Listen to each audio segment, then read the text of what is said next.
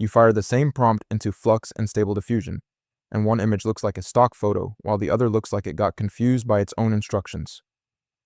Same prompt, completely different result. FLUX is built for raw quality and API speed. Stable Diffusion is built for local control and community depth. So the real question is which one actually fits your workflow. Test 1. Output quality. Think about what it costs to get this wrong. You're generating product images for a client at scale, and your model keeps misreading the prompt. Wrong colors, wrong object relationships, wrong everything. You burn time and credits rerunning jobs. A GenEval gap of 0.91 versus 0.74 is a real, meaningful difference in that situation. I pulled the independent artificial analysis leaderboard and the vendor model cards, and FLUX leads Stable Diffusion by 18 LO points. On GenEval, which tests complex prompt following, FLUX scores 0.91 versus SD's 0.74. On T2I comp bench for attribute binding, it's 0.855 versus 0.696. The GenEval and T2I numbers are vendor reported, so treat them directionally, but the ELO gap comes from an independent source. Now the ELO gap is 18 points, which sounds small until you realize human preference scores compress pretty fast at the top. The GenEval and T2I comp bench numbers are from FLUX's own model card, so they're directional, not gospel.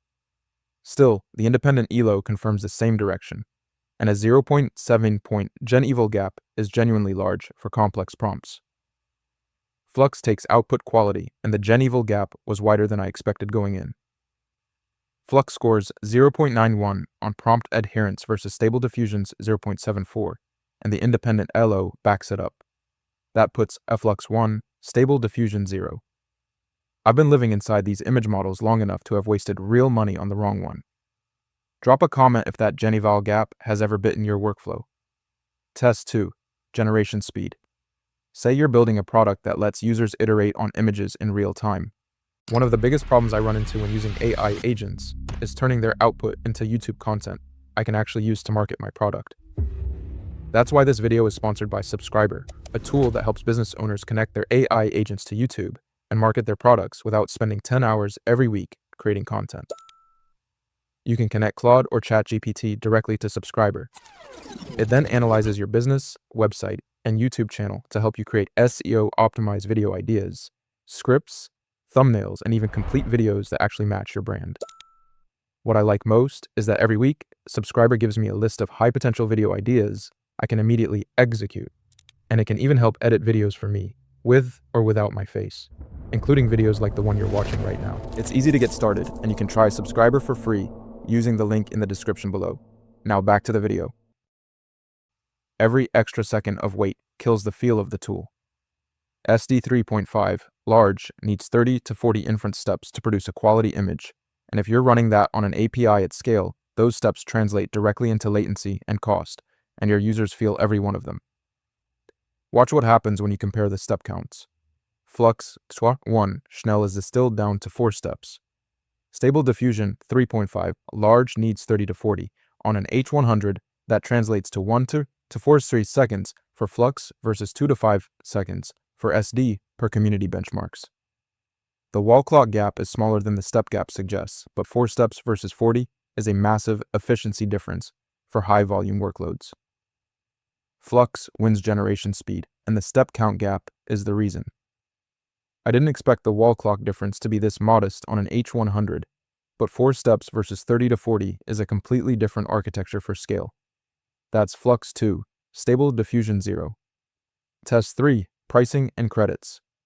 5 cents per megapixel might sound tiny, but run 100,000 images through an API, and that number starts to matter. A 23% cost difference per image is pretty significant when you're building a product on top of someone else's model. So which one actually costs less? And is the cheaper one also the more permissive one on licensing? I checked the published pricing, and here's what I found. FLUX 1 Pro comes in at 0.05 per megapixel. Stable Diffusion 3.5 large is 0.65. That's FLUX running 23% cheaper per image on API. On top of that, FLUX 0.1 Schnell is Apache 2.0, which is about as permissive as it gets. SD's community license is free under $1 million in revenue, which is solid, but the Apache 2.0 license is cleaner for commercial use. Flux takes pricing too, and the licensing angle made it more clear-cut than I expected. Cheaper per image and a more permissive open-source license on Schnell is a clean double win. That's Flux 3, Stable Diffusion 0. Okay, so Flux is looking really strong right now, but there are 2 tests still to go, and one of them is about local deployment and ecosystem depth. That's the dimension where a lot of you actually live day to day, and it could completely change which model you pick. Test 4, Style Control and Consistency. Say you're generating a batch of images for a brand campaign and you need the same object in the same color. The right spatial relationship every single time. A model that scores 0.696 on T2i comp bench is going to give you the wrong color on the hat, or put the object in the wrong corner of the frame, and you're going to rerun that batch a lot. I ran these numbers twice because the gap is pretty wide. Flux scores 0.855 on T2i comp bench for attribute binding versus Stable Diffusion's 0.696. That's a meaningful difference in how reliably the model binds colors, shapes, and object relationships to prompts. Stable Diffusion does have a more mature ControlNet ecosystem for precise structural control, which is a real counter, but on raw text-to-image consistency, from a prompt alone, Flux is more reliable. Flux wins style control and consistency, and the ControlNet counter from Stable Diffusion is real, but it doesn't close a 0.59 point T2i comp bench gap on pure prompt-driven consistency. That makes it Flux 4, Stable Diffusion 0. Test 5, Platform Availability and Limits. You've got a consumer GPU with 8 GB of VRAM. You fire up Flux 2.1 Schnell and it won't load. That's a real wall.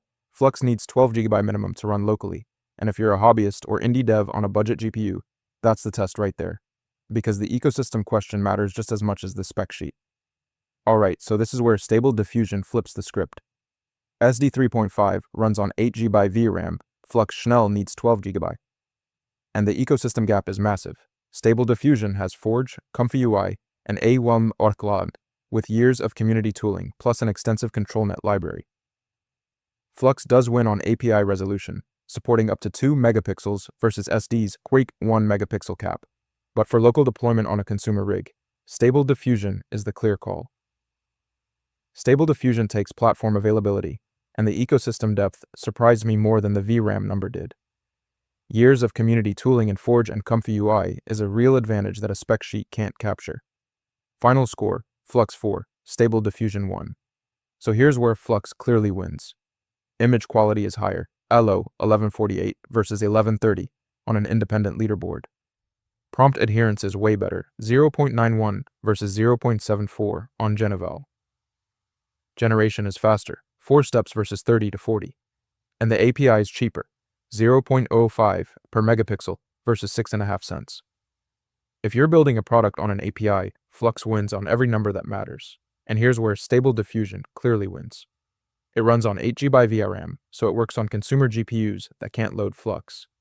The Forge, Comfy UI, and A111 ecosystem is years ahead in community tooling.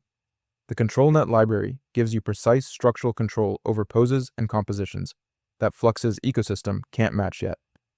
For local, offline, hobbyist workflows, Stable Diffusion is still the go-to. If you're building on an API or you have a GPU with 12 GB or more, pick Flux. If you're running locally on a consumer rig and you live in Comfy UI or Forge, Stable Diffusion is still your best friend. Same prompt, completely different build depending on which side of that VRAM line you're on. One thing the docs don't spell out clearly, Stable Diffusion's community license has a hard revenue cap at $1 million. And the moment your product crosses that threshold, you owe Stability AI a commercial license conversation. Flux's Schnell model is Apache 2.0 with no revenue cap at all. That's a real business planning difference that most people only discover after they've already shipped. Now, if you're picking an image model and Midjourney is still in the conversation, I ran the same kind of breakdown on Ideogram versus Midjourney. The quality numbers there are really interesting, and the pricing story flips in a way you probably aren't expecting. That video is right here.